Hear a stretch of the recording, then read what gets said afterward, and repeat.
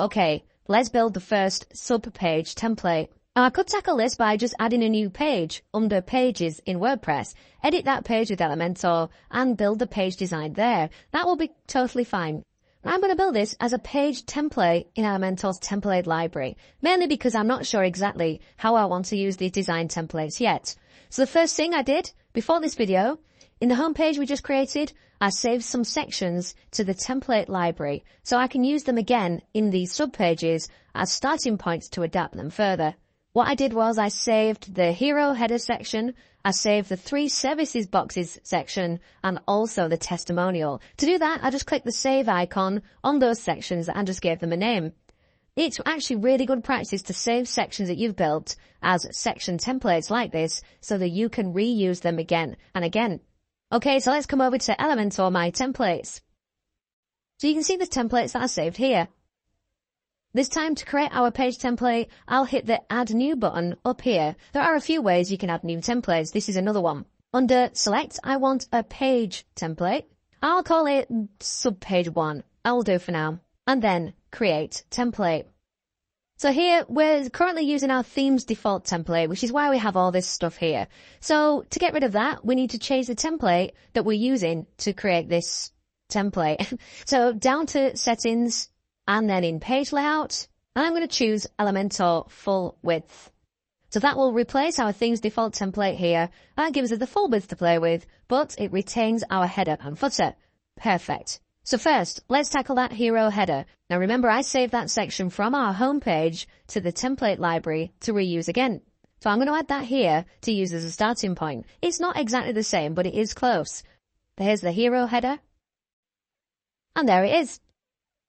Right, as with the other lessons, I'm going to have a play with this now and build the rest of the template, but I'll fast forward the video and go back and explain what I did. Welcome back. I'm glad you stuck around. I've been busy. Here's what I've done. So I firstly changed the background image, as you can see. If I come into the section settings and style, and with the image I uploaded, the white text was struggling to stand out against the image. I needed the background a bit darker to contrast against the white. Now, the way to do that is usually to use a background overlay, but I didn't want a completely dark, uniform overlay. I wanted it to be darker at the bottom, but then gradually get lighter to show the top of the image off properly. So rather than a solid background overlay, I used a gradient overlay instead. I set the darkest colour at the bottom, and then the lightest colour at the top. Played around with the location and the opacity and things like that. Well, to set the lightest colour, here's a little trick. I just used the exact same colour as the dark bottom colour, but then I made it more transparent with the transparency slider here. Choosing the exact same colour and then making one of them more transparent, the 2 gradient colours match really well. It's the same colour, and it gives you a nice smooth effect from dark to light. I use that trick quite a bit in this sort of situation. Now the next section.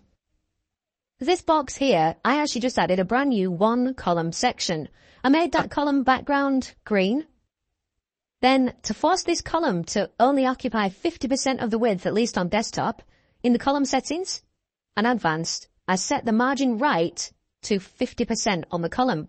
Let's see what it looked like when it was 0, when I first added this section. Okay, I'll add that 50% back now. So margin is the space on the outside of things. So margin on the right squishes the entire contents of the column in 50%. If I'd used padding, remember padding is space on the inside, well that had still left the column background full width because padding doesn't affect background colours and images. Check it on tablet. So on tablet we need to remove that 50% margin. It can go full width and that setting will trickle down automatically to mobile too. And then the last thing to do, I just dragged the whole section up by minus 220 pixels using a negative top margin on this section. Check tablet. Let's make that minus 75 pixels for tablet. And then mobile. I'll set it to 0 top margin for mobile, no overlay at all. Back to desktop. Down to the next section. This is a gallery section. Now, this is a brand new section. I didn't add this from the template library. I chose a 1-column section. This is just a heading widget. I added an Elementor image gallery widget here. I set it to be 3 columns. I'll quickly show you what the other number of columns look like. I personally think 3 columns looks best for this design. I just added the images from my media library. Notice I added a caption to each one as well. Those captions appear under the image on the page itself. Now I had to add a little bit of HTML here. It's just a simple link. It's very basic HTML. And that's just the link to the individual case study in each case. Now we don't have those case studies on the site, of course. So for now, I just put a hash symbol where the URL will eventually be. That's how you create a dummy link. All right, back to the page. So underneath the gallery section is a testimonial section, a different one this time. I remember earlier, I saved the testimonial section from the home page into the template library as well. So I just went to Add Template. I chose my saved template and then chose to insert it here. And then I just replaced the photo and the quote. Nice and easy. Then this bit below is a big call to action at the bottom of the page. It's just a 1-column section. You notice that this is the one single column here. You might also be able to see that there's a faint white box around the text. I'll explain how I did that in a minute and why I had to do it. Firstly, there's a background image on the section. I cropped it to 1800 pixels wide and 700 pixels tall. Again, set it to no repeat and the size set to cover the whole section. Now while we're in section settings, notice the padding as well. 80 pixels at the top and 120 pixels bottom and that same 30 pixels left and right. To explain the faint white box around the text. Now it's not obvious on desktop mode maybe, but if I flick over to tablet mode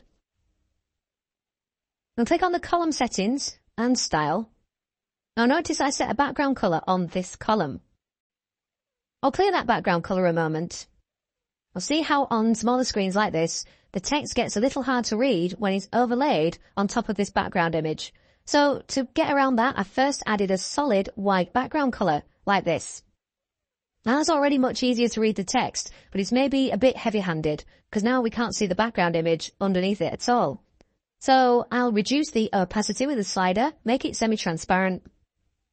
I think around there looks pretty good. It's a decent balance. You can see some of the image, but we can also read the text. Let's have a look on mobile. Yeah, that looks pretty good too. Now let's come back to desktop. Now to show you how that white background I set is still only around the text bit here and not around the entire column. I did that by adding a 40% right-hand margin on the column, very much like I did with the green box at the top of the page if you remember.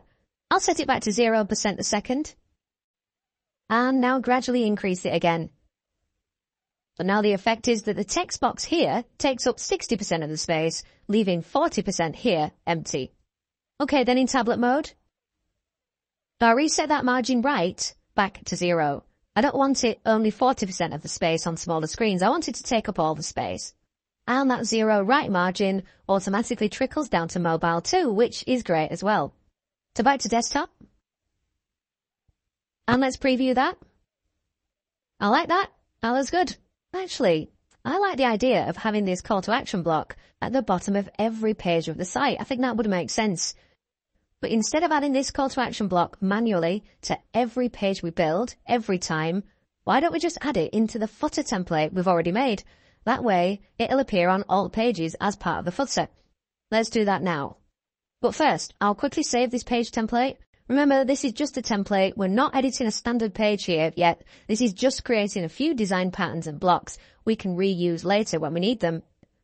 Okay, so now we need to go to the footer template we made and edit it to add this section to it.